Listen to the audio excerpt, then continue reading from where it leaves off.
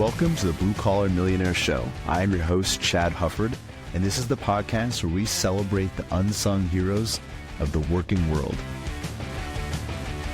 Each week, we dive into the incredible stories of honest, hardworking folks who have found financial success through grit, determination, and good old-fashioned elbow grease. So if you're ready to be inspired and learn how to turn your hard work into your own success story, you're in the right place. This is the Blue Collar Millionaire Show. We're back with another episode of the Blue Collar Millionaire Show, and we're going to unpack a little bit of the previous episode with Sam. And he had a great story and some great points. Very relatable guy. Wasn't necessarily the easy road, but a lot of grit and perseverance. I was just curious. So that's the first time you had met Sam. Yeah. Anything that stuck out to you from that? I mean, he's a guy, lifetime in law enforcement. His dad was in corrections. You know, it's not sounds like his whole family was in corrections. So he's got 7 brothers, 1 sister, and I think him and 4 other brothers are either in corrections or law enforcement. So that's kind of family business. 7 brothers, can you imagine that? That's got to be a ruckus household. And they all end up in careers where they carry guns. So I don't know what that tells you. But. Yeah, Chad, I did. There was a couple of things that really resonated with me. One of them was he was talking about how he got out of high school, he went into the military, and then he said he felt like he was taken care of in the military. And then in college, it sounds like the struggles started financially. And it was interesting to hear about how his whole catalyst for saving for a long period of time was based on that period of time when he was in college. And he just said, I never wanted to feel like I did in college again. Yeah, he felt the stress and the limitations that debt can cause. And I think what's important about that is he actually sat there and experienced those feelings. If people allow that to normalize, and I mentioned this in a conversation the other day, it's almost like having shackles around your ankles. But if you let those shackles stay there long enough, they actually don't bother you. You start getting used to it. Right. And it's such a dangerous thing. We've normalized debt in this culture because that was part of the issue, was his student loans. And so much of his income was being choked out by debt.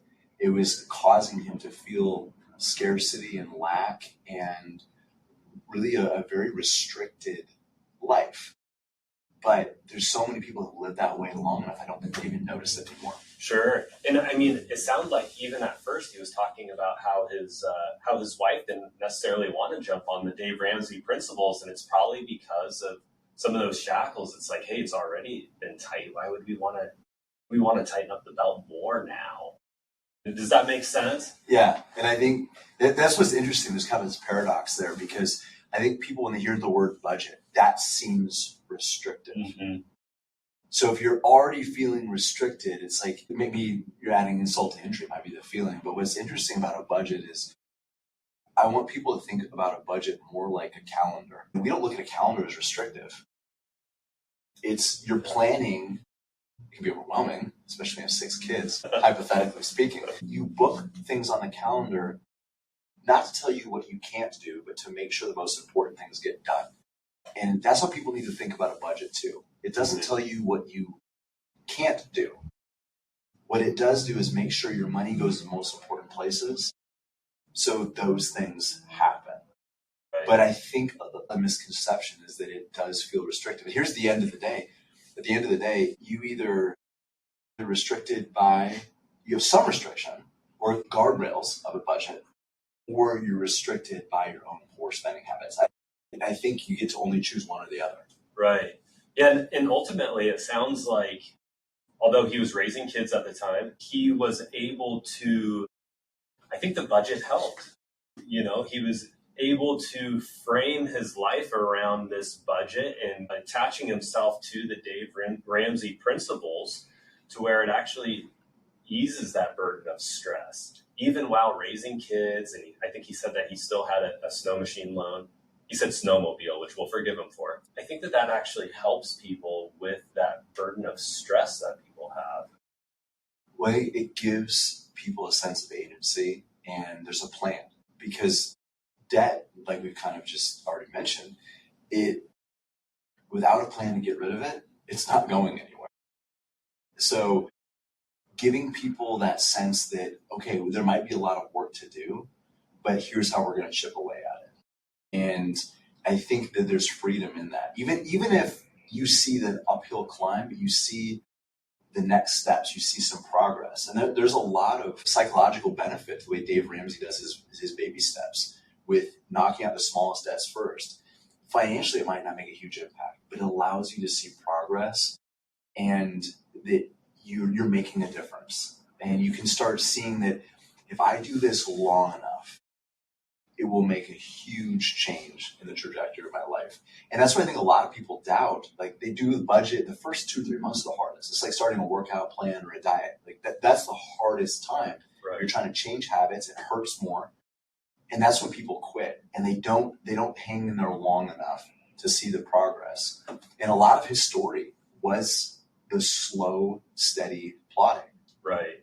And it was nice to see that part of that budget was for investing. It was for his future self that we talked about as well. And I love that you asked that question. What was your formal investing experience?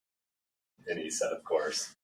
And I knew that, Yeah, so it is no. But the point of asking that was important, though, because, and we didn't want to mention any of the numbers, but what they've accomplished really has been very, very exciting. They've done a phenomenal job, and it started with the simple discipline of living within their means. And that's where Sam and his wife Tammy butted heads initially. And most people, though, won't live within their means on a budget. And it seems so simple, like, well, you have to spend less than you make. Well, obviously. How do you build wealth spending more than you make? You can't do it unless you're the U.S. government. But most people won't do it. So it's executing the simple but difficult things.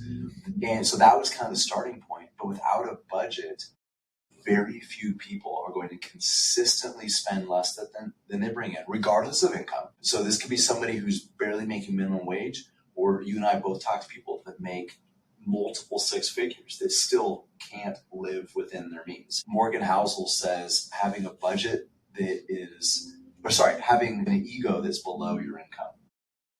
Having an ego that's below your income. And it's a great way to say it, because it's easy to let as you go throughout your career, letting your income and ego gradually rise. So you're still basically living paycheck to paycheck. So the budget is a great first step. And I like what you brought up about his wife too. I mean, if there was one turning point, I kind of saw that as one of those turning points in his life, because there really weren't any big aha moments. It was just like, it wasn't like he inherited a bunch of money or got a huge raise or this big promotion. Right. Like, there's so many people that put this on the horizon. I'm going to start taking control of my financial future when?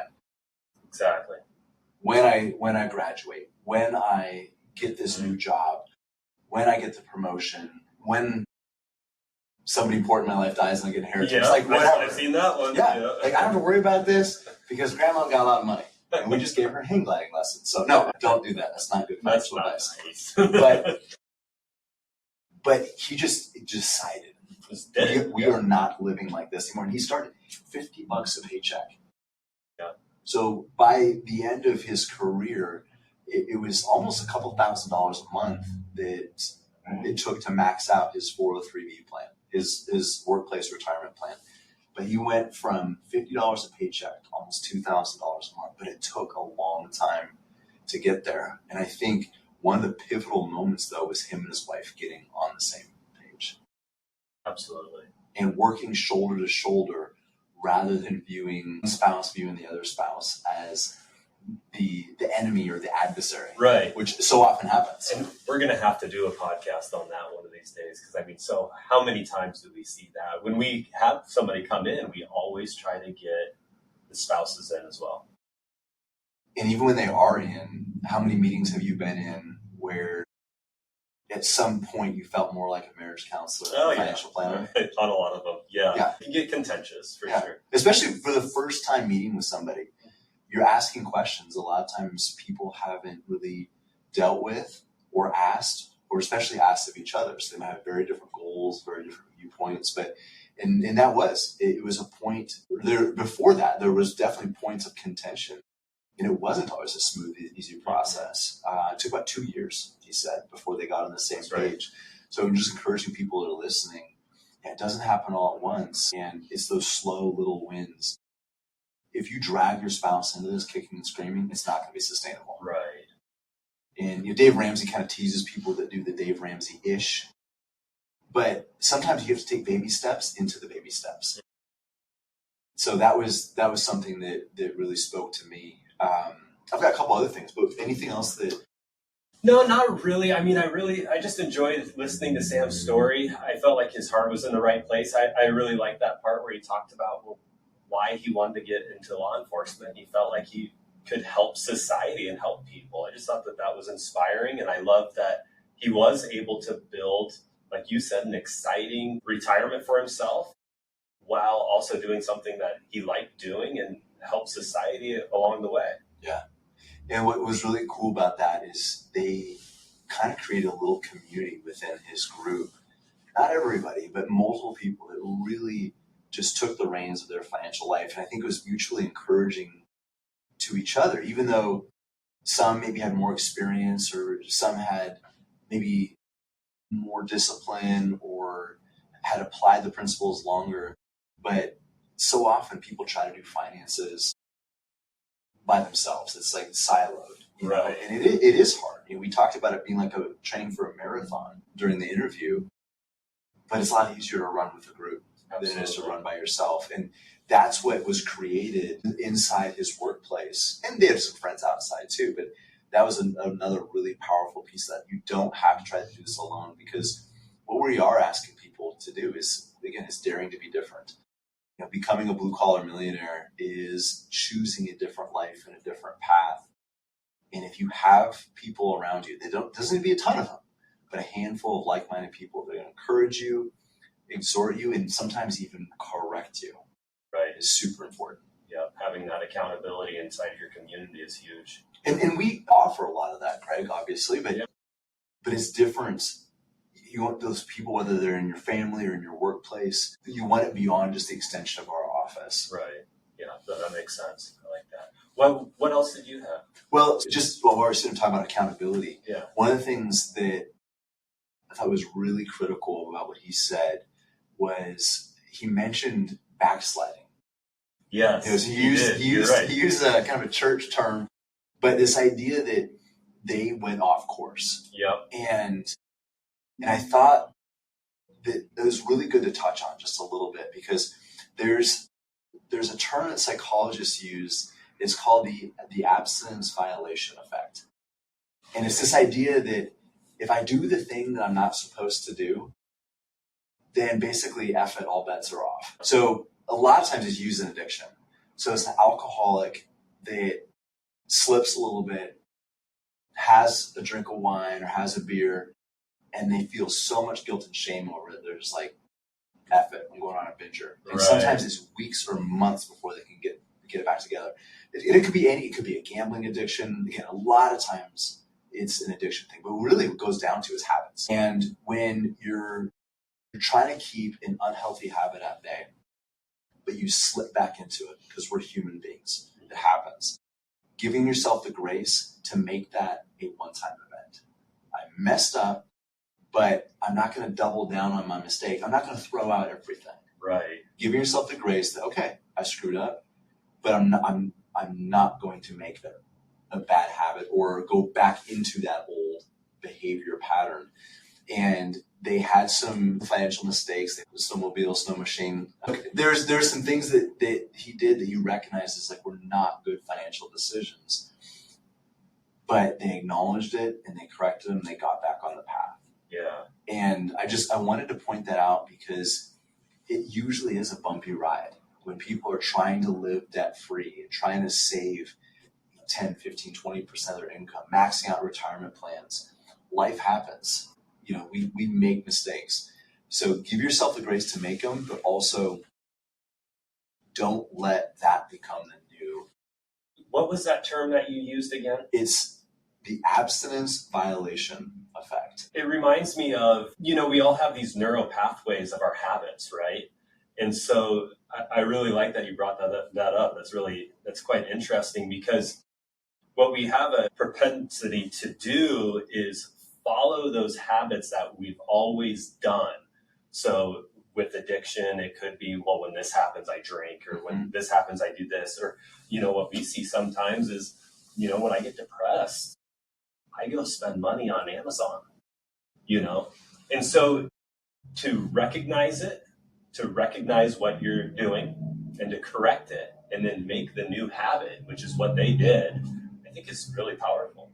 And it is a habit. So again, that idea of the abstinence violation is a lot of times in addiction, but we can all be addicted to different things. And really it's bigger than addiction. It's habit. So even if you don't have a shopping addiction, if such a thing exists, although I think I've seen it, but it could just be a habit, And the thing about habits that are so difficult is once you've established them, it's like a road that has been paved. Now it might get overgrown and it might not be as smooth or as wide as it used to be, but it's always going to be there. So when you find yourself back in those unhealthy behavior patterns on the road that you don't want to be on anymore, like you said, acknowledging it and say, I don't need to be here anymore, and trying to get back on track immediately.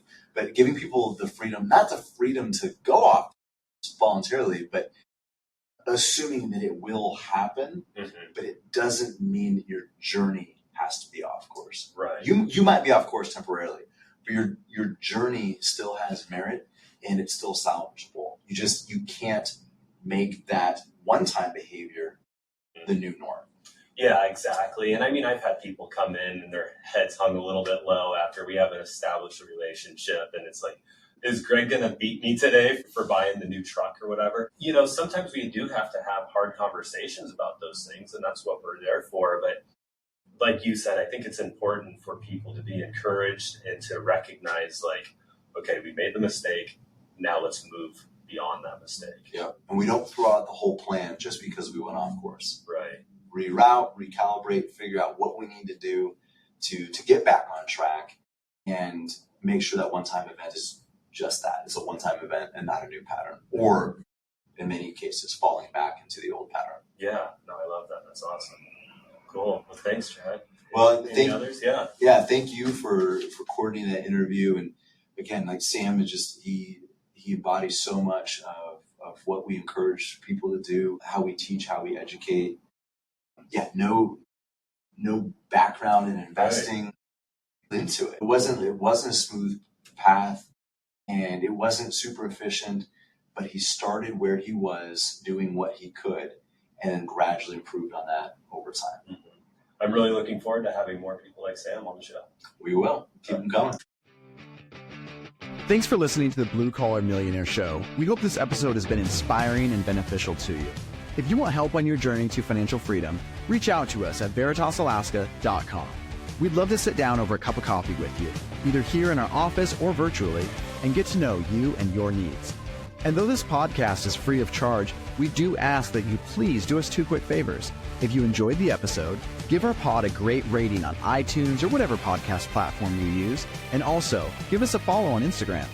We hope you have a wonderful day filled with gratitude and intentionality. God bless.